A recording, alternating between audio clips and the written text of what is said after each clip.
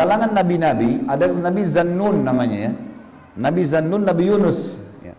Ini penutupan bahasan kita. Kita lihat kisah orang-orang yang sudah taubat.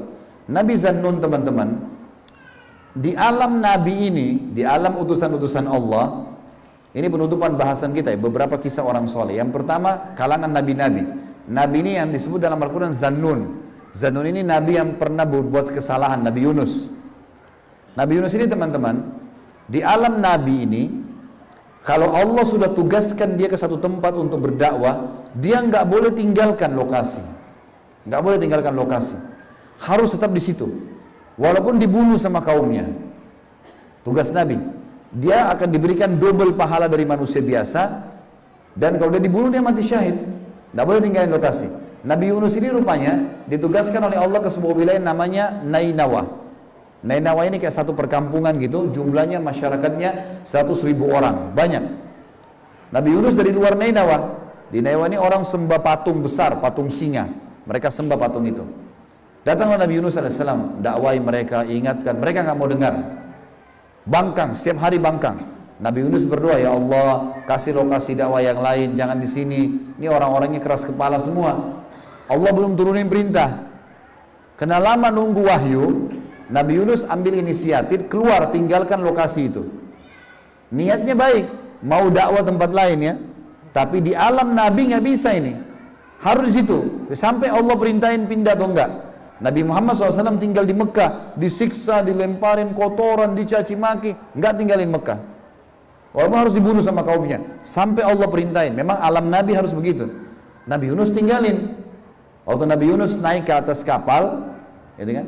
Kapal dihantam dengan ombak yang besar. Lalu kemudian kata kaptennya, kita harus buang barang-barang nih, buang semua barang-barang. Masih berat juga kapal. Akhirnya ambil inisiatif harus lempar penumpang. Ditaruhlah nama-nama orang penumpang semua. Di batu ditulis, ditaruh, diacak. Namanya siapa yang keluar, dia harus loncat ke lautan. Setiap diacak, nama Nabi Yunus keluar. Orang-orang di kapal itu tahu siapa Nabi Yunus. Mereka bilang, ini Nabi Allah, gak mungkin dia. Acak lagi, namanya siapapun yang keluar di antara kami akan loncat. Diacak yang kedua, nama Nabi Yunus juga keluar. Sampai 10 kali tetap namanya Nabi Yunus. Maka Nabi Yunus mengatakan, mungkin ini hukuman dari Allah karena saya meninggalkan lokasi dakwah. Pelanggaran. Maka Nabi Yunus berdiri di pinggir kapal, begitu loncat ke lautan, ikan paus datang buka mulutnya telan. Selama 2 minggu di perut ikan.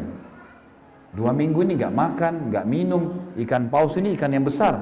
Perutnya ikan itu kotorannya di situ. Dan ikan paus ini kalau makan ikan lain, dia gak kunyah ya. Ditelan langsung. Hidup-hidup semua masuk di situ.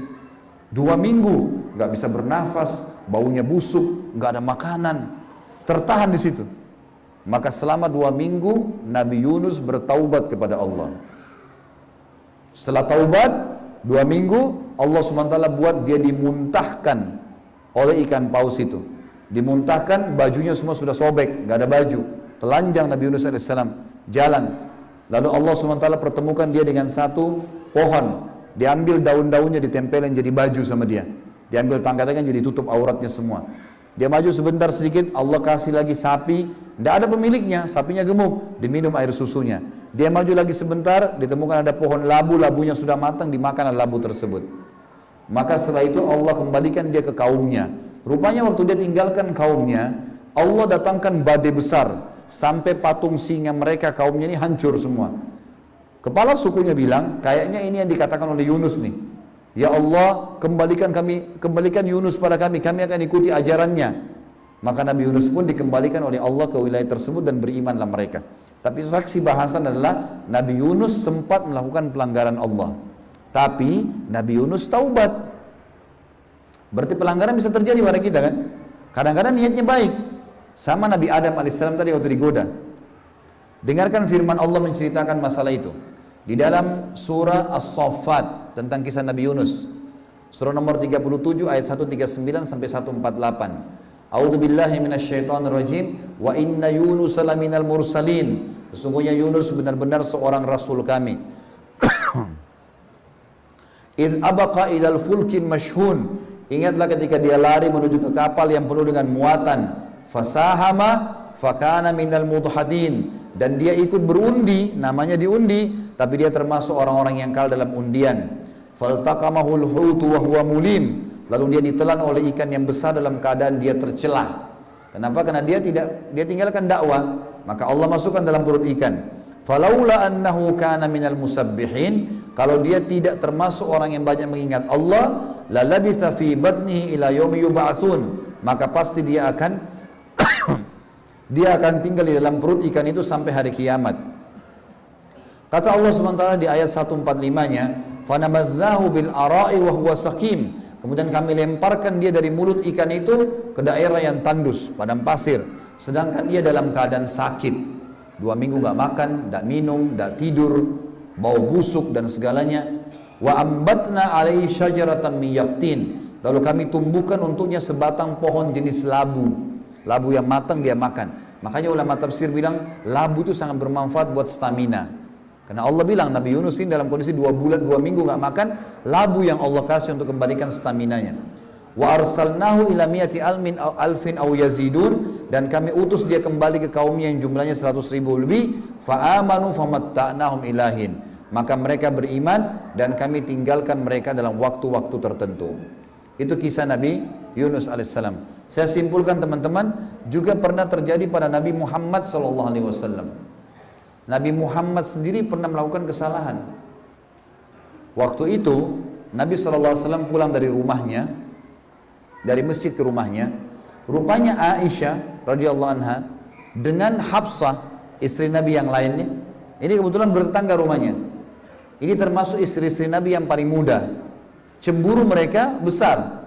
Maka Aisyah bilang sama Hafsah, wahai Hafsah, Rasulullah ini kalau dari rumahnya Maria istri yang lain selalu dikasih madu. Maka Nabi suka sekali dengan madu, baunya enak, ya, rasanya manis, Nabi suka madu. Maka Aisyah bilang, kalau nanti datang ke rumah saya Nabi, saya akan bilang bau mulutnya Nabi bau. Kamu juga bilang sama ya. Sepakat 2 orang istri ini. Nabi SAW ini orang yang sangat bersih, suka jaga bau mulutnya. Selain makan madu yang tidak membaukan mulut malah baunya wangi, juga beliau suka pakai siwak kalau masuk ke rumah. Pas masuk rumah, Aisyah bilang waktu Nabi mau dekat, ya Rasulullah, mulut anda bau. Kata Nabi SAW, saya tidak makan kecuali madu. Kata dia, tapi bau ya Rasulullah.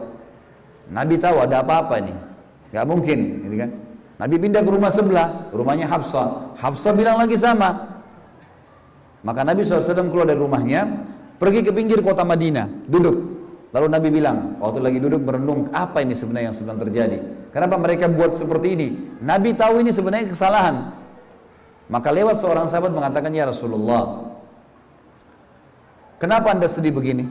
Kata Nabi SAW, hari ini saya haramkan madu. Kata Nabi apa? Hari ini saya haramkan madu. Karena menurut Nabi, madu penyebabnya nih. Apa yang terjadi teman-teman sekalian? Allah turunkan Jibril alaihissalam pada saat itu membawa surat tahrim. Surah nomor 66 ayat 1. Ayat 1 bunyinya begini.